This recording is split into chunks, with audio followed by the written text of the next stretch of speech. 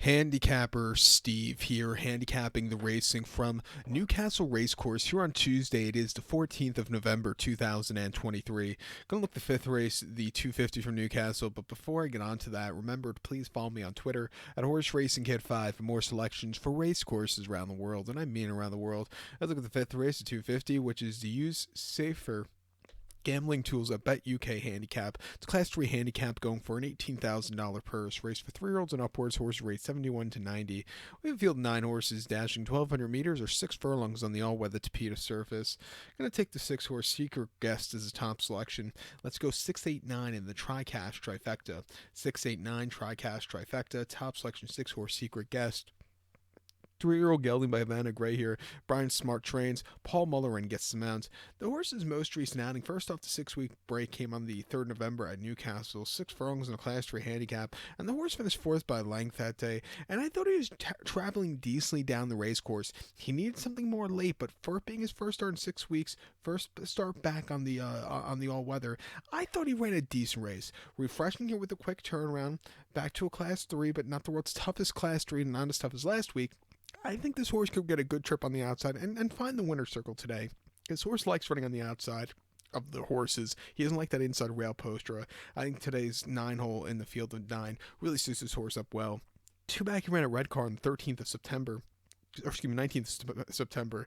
6 furlongs in the Class 4 handicap, and he won by a neck that day, and he was all out. He quickened up nicely and won away with it. It might have been a small margin victory, but he ran terrifically that afternoon. And then prior to that, Carlisle, 31st of August, 6 furlongs in a Class 4 handicap. He finished 3rd by 2 3/4 lengths that day.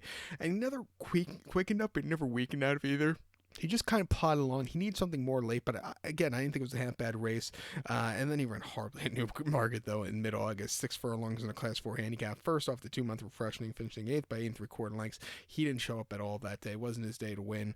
And then a Heritage handicap at York in mid-June over the 6. He finished 19th by 14 lengths that day. Again, beating 2 horses home. He just ran crap. Just setting their heights too high. But he had a decent race before that, Nottingham over the 6 in Class 4 handicap, where he finished 3rd by 3 1/4 lengths that day, where I thought he just needed some more ground. The winners had a little bit lower weight than him, but he got down the race course well.